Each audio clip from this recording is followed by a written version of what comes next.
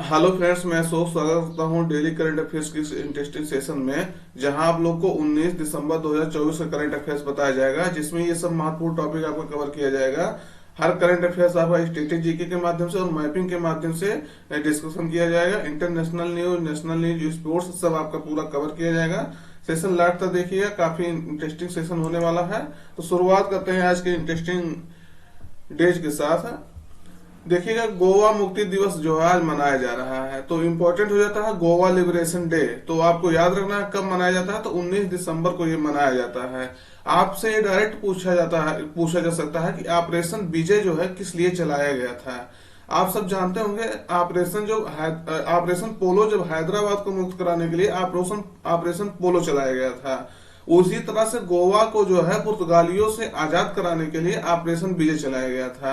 ये क्वेश्चन आपसे पूछा गया है, ऑपरेशन विजय और ऑपरेशन पोलो भी पूछा गया जब हैदराबाद से जो है पुलिस कार्रवाई द्वारा जो है उसको स्वतंत्र कराया गया था। तो ये आपको याद रखना है, 1961 में जो है ये ऑपरेशन विजय चलाया गया था, जब ये गोवा को पुर्तगालियों से जो है आजाद कराया गया था। ये सन आपको याद रखना है, 19 दिसंबर 1961 है। देखिए, हमारा देश कब आजाद हुआ, 1947 में, लेकिन हमारा जो है ये गोवा कब आजाद हुआ, 1961 में, यानी सीधे 14 वर्ष बाद हम लोग जो है ऑपरेशन विजय चला करके इससे गोवा को जो पुर्तगालियों से ले पाए थे। तो ये याद रखना है आपको। अगला क्वेश्चन देखिएगा, ऑपरेशन स्लाइनेक्स, ये देखिएगा एक्सरसाइज स्लाइनेक्स भारत और किस देश की नौसेना के बीच जो है आयोजित किया जा रहा है। तो विकल्प में सिंगापुर, श्रीलंका, सेशल्स, दक्षिण कोरिया। सही उत्तर आपका रहेगा श्रीलंका के बीच जो है इसका आयोजन किया जा रहा है। तो देखिएगा, ये नाम से थोड़ा सा स्पष्ट होगा, स्लाइनेक्स, श्रीलंका, इंडिया। तो ये आपको याद रखना है। तो ये एक्सरसाइज कहाँ हो रहा है, विशाखापट्टनम में हो रहा है, भारत और श्रीलंका के साथ जो है नौसेना का अभ्यास। इसका ये 11वां संस्करण है, ये चीजें आपको याद रखना है। इसका आयोजन जो विशाखापट्टनम है उसके पूर्वी कमान में जो है 17 से लेकर के 20 दिसंबर तक जो है होगा। तो ये चीजें आपको याद रखना है। इसके 2 चरण है एक्सरसाइज के। 2 चरण में मतलब पहला चरण जो होगा वो बंदरगाह चरण होगा, 17 से 18 जो है 17 से 18 दिसंबर तक। वहीं दूसरा चरण जो होगा वो 19 से लेकर के 20 दिसंबर तक जो है होगा समुद्री चरण जिसे कहेंगे। तो याद रखना है, क्वेश्चन जो है महत्वपूर्ण है, स्लाइनेक्स आपसे पूछा जा सकता है। अगला क्वेश्चन देखिएगा, ये तो शायद हो सकता है ना पूछे कि स्लाइनेक्स जो है किसके साथ होता है, लेकिन देखिएगा ये क्वेश्चन जो है आपसे पूछा जा सकता है ये कहाँ हुआ, क्योंकि स्लाइनेक्स से शायद थोड़ा स्पष्ट हो रहा है कि श्रीलंका के साथ होगा, लेकिन ये पूछा जा सकता है कि ये कहाँ हुआ। तो विशाखापट्टनम में हुआ। इसका डिटेल्स देखिए कि भारत की जो है INS सुमित्रा जो है इस गश्तीपोत ने जो इसमें भाग लिया था, इसका उद्देश्य है, ये आपका एक क्वेश्चन इंपॉर्टेंट है, पूछा जा सकता है। सुमित्रा, INS सुमित्रा, उद्देश्य इसका भारत और श्रीलंका के बीच जो है मजबूत समुद्री संबंधों को जो है सुदृढ़ करना है और एक सुरक्षित, संरक्षित और नियम आधारित जो है समुद्री वातावरण को जो है बढ़ावा देना है। तो ये आपको याद रखना है। ये देखिएगा श्रीलंका है, श्रीलंका, और ये इंडिया है, अपना देश, प्यारा देश। और कहाँ हुआ, तो ये आपका आंध्र प्रदेश के विशाखापट्टनम में हुआ। ये देखिएगा यहाँ है विशाखापट्टनम।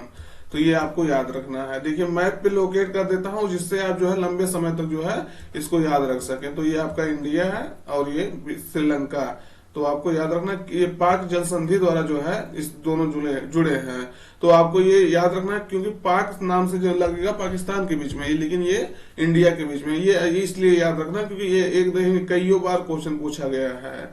देखिए, स्लाइनेक्स जो है 2024 ये नेवल एक्सरसाइज है बिटवीन इंडिया और श्रीलंका के बीच में, जो है विशाखापट्टनम में शुरू हुआ है।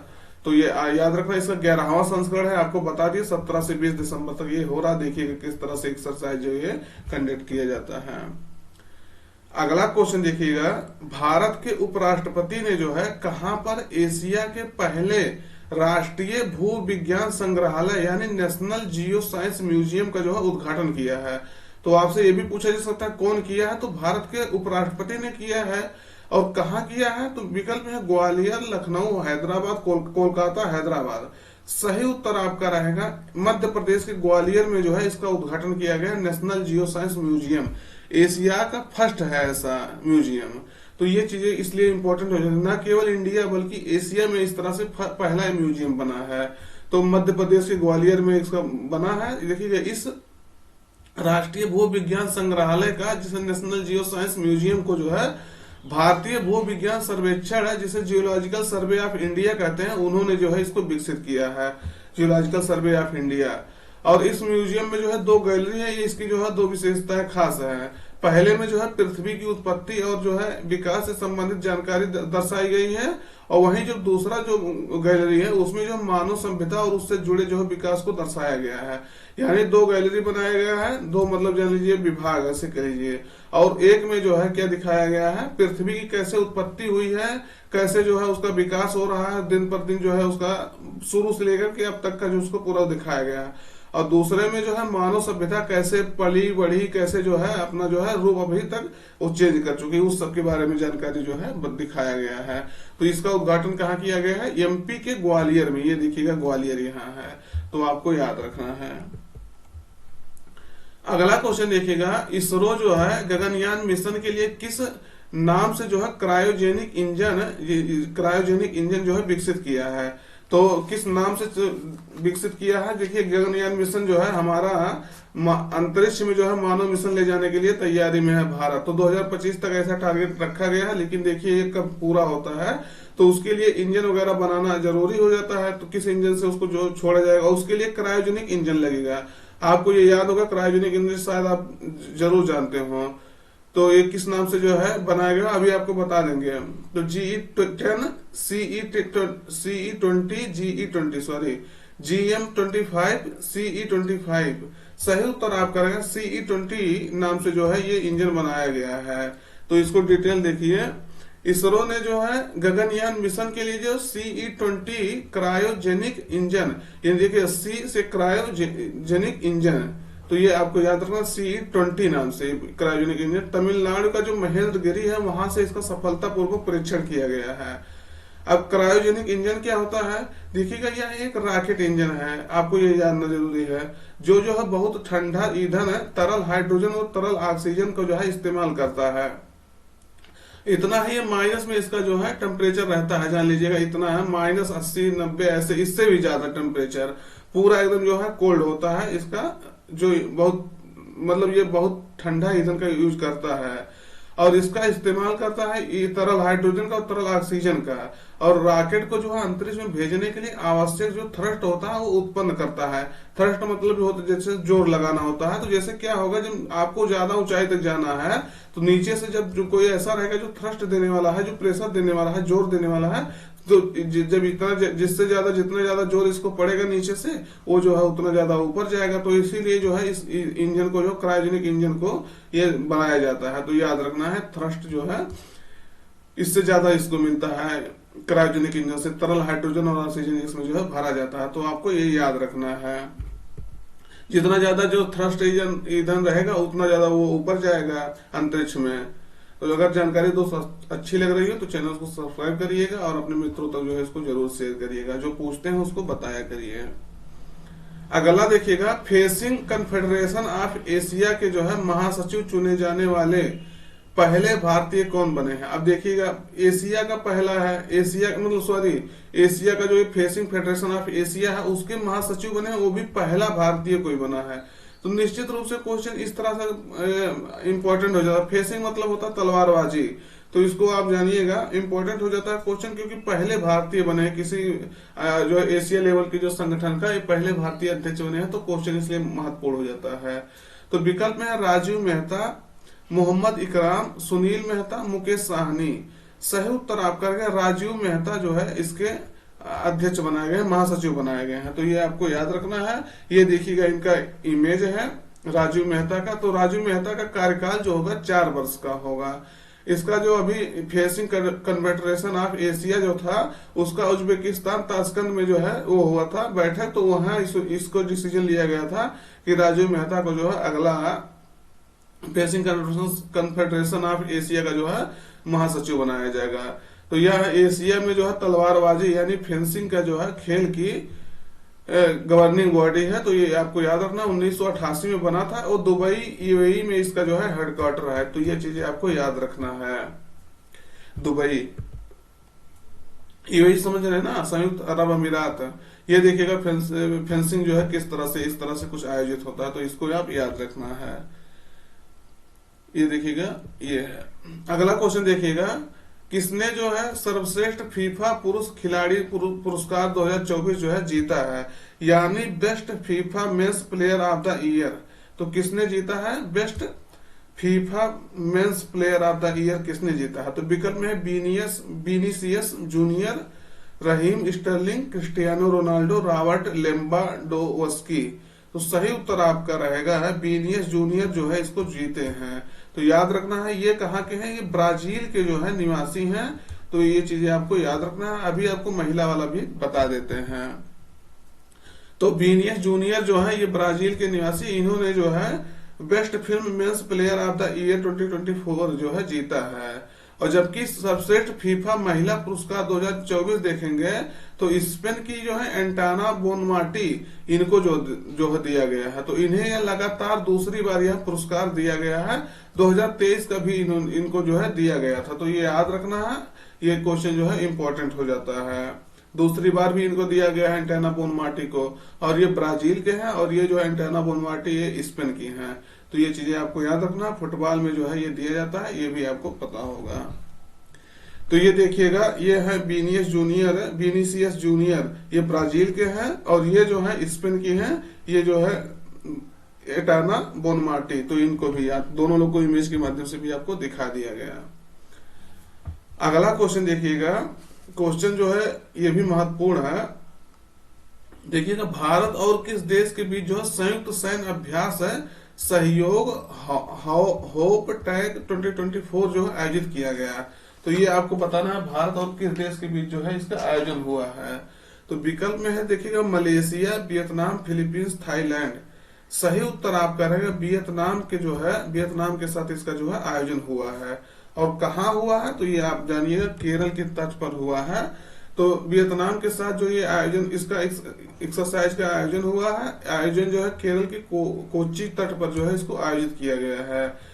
यह युद्धाभ्यास जो है भारत और वियतनाम तट रक्षक बलों यानी कोस्ट गार्ड फोर्स जो होता है उसके बीच जो है समुद्री सहयोग को बढ़ावा देने के लिए जो है आयोजित किया जाता है।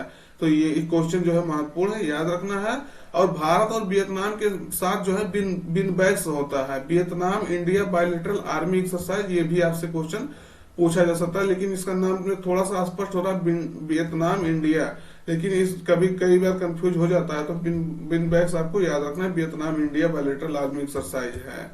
तो ये क्वेश्चन महत्वपूर्ण हो जाता है। और ये जो है किसके साथ हुआ है? वियतनाम के आप होप टैग 2024 जो है हुआ है कोस्ट गार्ड के बीच। तो ये आपको याद रखना, क्योंकि नाम से स्पष्ट नहीं हो रहा कि इसके साथ हो सकता है। तो ये चीजें आपको याद रखना। ये देखिएगा वियतनाम की राजधानी हनोई है, आप सब जानते होंगे, कई बार आप लोग को ये चीजें बता चुका हूं। और 17 डिग्री पैरेलल लाइन जो है उसको नॉर्थ और साउथ जो है वियतनाम में जो है बदलता है, मतलब वो डिवाइड करता है। तो ये चीजें आपको याद रखना है। यहाँ देखिएगा एक देश है लाओस। लाओस जो आपका इसके बगल में देश है, ये लैंड लॉक कंट्री है। क्वेश्चन ये कई बार पूछा गया है, इस चारों पांचों देश में जो है लैंड लॉक कंट्री कौन है? तो आपको ये चीजें याद रखना। लाओस वियतनाम जिसकी राजधानी है, तो ये जो है लैंड लॉक कंट्री है। क्वेश्चन जो है इंपॉर्टेंट है ये भी। और हनोई जो है ये सीमा साझा करता है अपना तट से। इसकी राजधानी आपको बताई दी हानोई है, नॉर्थ मतलब वियतनाम में। और 17 डिग्री पैरेलल, इसको आप याद रखना, 17 डिग्री समानांतर रेखा जो है नॉर्थ और साउथ में इसको जो है बांटता है। अगला क्वेश्चन देखिएगा, इंपॉर्टेंट है। टेबल टेनिस से संबंधित जो है पहला वाल्डनर कप 2024 का आयोजन कहाँ किया गया? तो ये देखिए क्या कह रहा है, पहला है। तो ये आपको याद रखना। विकल्प में पेरिस, ओस्लो, मैड्रिड, स्टॉकहोम। सही उत्तर आपका रहेगा नॉर्वे जो है इसका सही उत्तर है। तो नॉर्वे जो है नॉर्वे की राजधानी ओस्लो इसका सही उत्तर है। ये चीजें आपको सही बताना है। तो ओस्लो जो है नॉर्वे की राजधानी है। आपको बता दें, अभी आपको मैप में भी दिखा देते हैं। और 13 से 15 दिसंबर 2024 तक जो है इसका आयोजन हुआ। इसमें जो है टीम एशिया ने जो है टीम वर्ल्ड को जो है हरा करके कप अपने नाम किया था। तो ये टीम एशिया ने जो है इसको जीता था। तो ये याद रखना है, और टीम वर्ल्ड को हरा करके। और ये क्वेश्चन महत्वपूर्ण होता है कि मनिका बत्रा जो है, मनिका बत्रा टीम एशिया में जो शामिल होने वाली एकमात्र भारतीय खिलाड़ी थी। तो ये मनिका बत्रा को स्पेशल याद रखना है। मनिका बत्रा क्योंकि इंडिया की है और ये एशिया जो टीम है, टीम एशिया, उसमें शामिल होने वाली एकमात्र भारतीय है। तो ये आपको क्वेश्चन महत्वपूर्ण हो जाता है, ये भी याद रखना कि भारत की तरफ से इसमें कौन पार्टिसिपेट किया है। तो मनिका बत्रा और टीम एशिया में शामिल हुई थी, और टीम एशिया में जो है शामिल हुई थी और ये टीम एशिया ने जीता भी है, तो इसलिए जो है और इम्पोर्टेंट हो जाता है। तो ये वाल्डनर कप जो है इसकी स्थापना स्वीडिश टेबल टेनिस प्लेयर है जॉन ओबे वाल्डनर, तो इनके याद में जो है इन्होंने इसको जो है स्थापित किया है, तो ये याद रखना है। ये देखिएगा स्कैंडिनेवियन कंट्री है नॉर्वे, नॉर्वे की राजधानी ओस्लो हो, आप सब जानते होंगे, तो ये चीजें आपको याद रखना है। अगला क्वेश्चन देखिएगा, 10वां अंतर्राष्ट्रीय वन महोत्सव जो है कहाँ हो रहा है? तो विकल्प में है नई दिल्ली, भोपाल, बैंकॉक, बीजिंग। सही उत्तर आपका रहेगा मध्य प्रदेश की राजधानी भोपाल में जो है इसका आयोजन किया जा रहा है, और ये भी इसका 10वां संस्करण है। तो ये चीजें आपको याद रखना है। भोपाल में इसका जो है आयोजन हुआ 17 से लेकर, मतलब आयोजन हो रहा है 17 से, यानी कल से शुरू हुआ है और ये 23 दिसंबर 2024 तक चलेगा। इसका उद्घाटन जो वहां के राज्यपाल थे मंग भाई पटेल और सीएम मोहन यादव, उन्होंने इसका जो है उद्घाटन किया था, तो ये आपको याद रखना है। तो देखिएगा भोपाल में इसलिए इसका आयोजन हो रहा है कि जैसे कैसे इस वन को जो है ज्यादा से ज्यादा बढ़ावा दिया जाए, उसके लिए कैसे कार्य किया जाए, उसके लिए जो है इसका आयोजन होता है। तो 10वां संस्करण था, इसको आपको याद रखना है। ये देखिएगा गलती से जो है इसका मैप लग गया है, क्योंकि जो हम लगा रहे थे एमपी का मैप, तो लग गया होगा इसका मैप। अगला क्वेश्चन देखिएगा, पद्मश्री विजेता जो है जोधैया बाई, तो इनका जो है निधन हो गया है, वह किस कार्य से संबंधित? तो विकल्प में आपका है विज्ञान से संबंधित है, कला से, नृत्य से, बांसुरी वादन से। तो आपको सही उत्तर लगाना है ये कला से संबंधित। तो याद रखना है ये जो है इनका कलाकारी के लिए पूरे जो है विश्व में अपना नाम जो है, अपना नाम और अपने आदिवासियों का नाम जो है फेमस की थी, तो इसीलिए इनको जो है ये दिया गया था अवार्ड जो है। तो इनका डेथ हो गया है अभी, तो ये चीजें आपको याद रखना है। तो ये देखिएगा कला के क्षेत्र में, आर्टिसन के क्षेत्र में इनको ये अवार्ड दिया गया था। तो मध्य प्रदेश की प्रसिद्ध बैगा जो है आदिवासी हैं, तो बैगा आदिवासी, अभी आपको इमेज दिखा देते हैं किस तरह से कलाकारी करते थे। तो बैगा आदिवासी कलाकार जोधैया बाई का जो है निधन हो गया है। इन्होंने जो है अपने कला यानी पेंटिंग से बैगा आदिवासी कला को जो अंतरराष्ट्रीय पहचान दिलाने में अहम भूमिका निभाई थी, तो इनकी वजह से अंतरराष्ट्रीय पहचान इसको मिला था। तो ये चीजें आपको याद रखना है। इनकी कला जो है भारतीय परंपरा में जो है देवलोक की परिकल्पना हो गया, भगवान शिव और बाघ पर आधारित था। तो इस सब से संबंधित जो है, यानी ये नेचुरल जो है पेंटिंग करते थे, तो ये भी आपको याद रखना है। प्राकृतिक संरक्षण के लिए जो है कैसे कार्य किया जा सकता है, इस सबसे जो है रिलेटेड इनका जो है ये होता था पेंटिंग। इन्हें पद्मश्री अभी पिछली वर्ष ही 2023 में दिया गया था, तो ये भी आपको याद रखना है। और नारी शक्ति सम्मान 2022 में दिया गया था, तो ये भी आपको याद रखना है। ये देखिएगा पेंटिंग जो है, आप लोग बताना है आप लोगों को पेंटिंग कितना अच्छा लग रहा है। तो देखिएगा नेचुरल पेंटिंग किस तरह से ये जो है बनाया करते थे, तो इनको इसी कारण से इनका जो है पहचान हुआ था, और इनको जो है इसी कारण से पद्मश्री भी दिया गया था। ये देखिएगा इमेज इनका जो है किस तरह से है। तो मध्य प्रदेश की निवासी थे, ये भी आपको याद रखना है। अगला है, किस राज्य सरकार ने जो है स्विफ्ट शहर यानी को विकसित करने की घोषणा की है? तो ये चीजें आपको याद रखना है। तो ये गुजरात, कर्नाटक, उत्तर प्रदेश, तेलंगाना। सही उत्तर आपका रहेगा कर्नाटक सरकार ने जो है स्विफ्ट सिटी बनाने के लिए जो है घोषित किया है। तो यानी स्विफ्ट सिटी को विकसित किया जाएगा। अभी आपको स्विफ्ट के बारे में पूरा बता देते हैं, लेकिन आपको यह बताना है गुजरात का एक सिटी है गिफ्ट, तो इससे आप कंफ्यूज मत करिएगा। तो इससे जो है गांधीनगर को गिफ्ट सिटी कहा जाता है, तो ये चीजें आपको याद रखना है। तो कर्नाटक सरकार जो है बेंगलुरु में स्विफ्ट सिटी को जो है विकसित करेगी। स्विफ्ट का फुल फॉर्म होगा startup workshops innovation finance and technology city. तो इस सिटी को जो है इसको विकसित किया जाएगा। इसका उद्देश्य होगा राज्य में जो है स्टार्टअप के पारिस्थितिकी तंत्र को जो है बढ़ावा देना। तो इस उद्देश्य से जो है इसको विकसित किया जाएगा। इसमें देखिएगा कर्नाटक सरकार जो है सितंबर 2024 में 4 स्थानों पर नवाचार को बढ़ावा देने के लिए क्वीन सिटी का भी जो है प्रस्ताव ला चुकी है प्रस्ताव। तो नॉलेज वेलबींग एंड इनोवेशन इस विकसित करने के लिए भी घोषणा कर चुके हैं। तो अभी सितंबर में ही किया है सरकार ने। और इसका फुल फॉर्म आपसे जो है पूछा जा सकता है, startup workshops innovation and finance technology city. तो ये आपको याद रखना है, कर्नाटक सरकार जो है बेंगलुरु में जो है ऐसा विकसित करेगी स्विफ्ट सिटी को। तो सेशन कैसा लगा कमेंट करके जरूर बताइएगा, और अगर सेशन पसंद आ रहा हो तो चैनल को सब्सक्राइब करिएगा और अपने मित्रों तक जो है जरूर शेयर करिएगा। तो मिलते हैं नए सेशन में, तब तक अपना पढ़ाई जो है जारी रखिए।